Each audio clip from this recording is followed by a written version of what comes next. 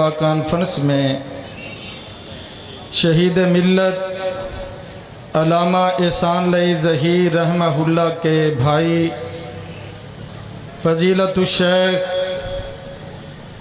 حضرت مولانا عابد الہی ظہیر حافظہ اللہ تعالی وہ بھی تشریف لائے ہوئے ہیں. ہم ان کو بھی اور شہید ملت رحمہ اللہ کے داماد شیخ عدنان سرور صاحب کو بھی اور جماعت الدعوہ کے مرکزی رہنما فضیلت الشیخ حضرت مولانا سیف اللہ قصوری صاحب حافظہم اللہ ہم تمام احباب کو تہہ دل سے خوش آمدید کہتے ہیں. اب بلا تاخیر خطاب کے لیے تشریف لاتے ہیں علامہ معتصم الہی ظہیر حافظہ اللہ تعالی. نعرہ تکبیر، نعرہ تکبیر. حضرت مولانا علامہ معتصم الہی ظہیر صاحب. نحمدہ و نصلی علی رسولہ الکریم. بسم اللہ الرحمن الرحیم. والذی جاء بالصدق وصدق به اولئک هم المتقون. حضرات گرامی قدر، بیگم کوٹ کی اس عظیم الشان کانفرنس کی تیاری میں مصروفیت کے دوران میں اپنے آپ کو عجب طرح کی کیفیات سے ہمکنار پا رہا تھا. ذہن شدید ترین الجھاؤ کا شکار تھا. طبیعت بے چین تھی. طبیعت میں اضطراب پایا جا رہا تھا اور میرے ذہن میں یہ بات آ رہی تھی کہ ایک طرف وہ لوگ ہیں جو عظمت صحابہ کے لیے دفاع صحابہ کی خاطر میدان عمل میں موجود ہیں اور انہوں نے اس بات کا عہد کیا ہوا کہ اپنے اسلاف کی روایات کو اللہ کے فضل و کرم سے اسی ولولے کے ساتھ، اسی جذبے کے ساتھ، اسی ہمہمے کے ساتھ، اسی زمزمے کے ساتھ، اسی تنتنے کے ساتھ اپنے اسلاف کی روایات کو واپس لوٹا کر رہیں گے.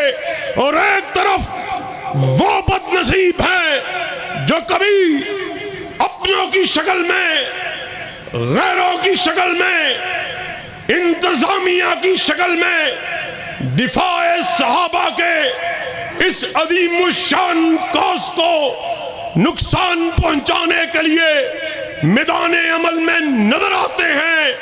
ہم اللہ کے فضل و کرم سے آج یہاں پر اس بات کا اعلان کرنے کے لیے آئے، کائنات کے لوگوں سن لو، جب تلک سید شہید کے بیٹے زندہ ہیں، امرتسری کے بیٹے زندہ ہیں، بٹالوی کے بیٹے زندہ ہیں، فضائل صحابہ کے راستے میں ہر رکاوٹ کو اپنے بوٹ کی نوک پہ رکھیں گے. کیا حسن سمجھا ہے، کیا عشق نے جانا ہے. ہم حاک نشینوں کی ٹھوکر میں زمانہ ہے. عجیب بات ہے، جس وقت اہل حدیث کا ایک ایک بچہ، ایک ایک بڑھا، ایک ایک ماں، ایک ایک بہن بیٹی اس بات کو اپنا فرض سمجھتی ہے کہ ابو بکر کی صداقت کو بیان کیا جائے، عمر کی عدالت کا تذکرہ کیا جائے، عثمان کی صحابت کو بیان کیا جائے، حیدر کی شجاعت کو بیان کیا جائے، معاویہ کے تدبر کی بات کی جائے،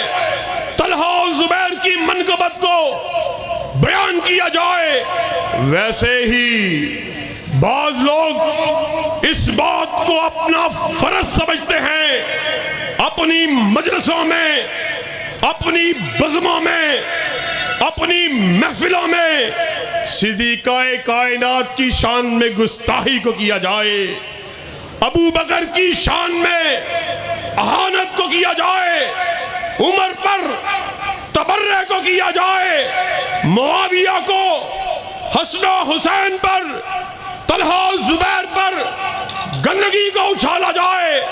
اللہ کے فضل و کرم سے علامہ شہید حبیب الرحمن کے بیٹے ابھی زندہ ہیں، جب تک ہمارے جسموں میں جان باقی ہے ابو بکر کی صداقت کے نعرے کو لگاتے رہیں گے۔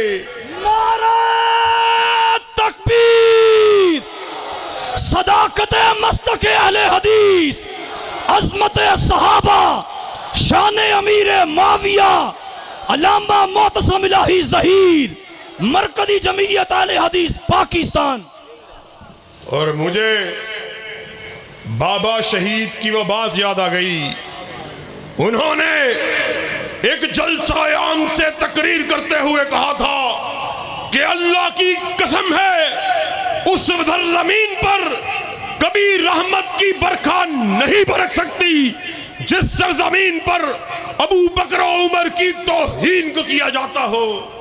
اور آج تم ابو بکر کی، عمر فاروق کی، معاویہ کی، ان جلیل القدر اصحاب کی شان میں تنقیص کو کرتے ہو۔ اللہ کی قسم یہ جلیل القدر صحابی دنیا میں نہ آئے ہوتے، آج ہم کسی بت کدے میں بتوں کی پرستش کر رہے ہوتے۔ اور بات آئی ہے علامہ شہید کی تو سن لو، انہوں نے اپنی زندگی میں نصف درجن سے زائد کتابوں کو لکھ کر باطل فرقے کو ننگا کر دیا۔ انہوں نے مخالف فرق کی اپنی کتابوں سے حوالہ جات کو اکٹھا کیا اور اس بات کو ثابت کیا ابو بکر و عمر، عثمان و علی، معاویہ، حسن و حسین، طلحہ و زبیر وہ پھولوں کا ایک گلدستہ ہے کہ جس کے ایک پھول کو بھی اس گلدستے سے نکالا جائے پورا گلدستہ مرجھا جائے گا۔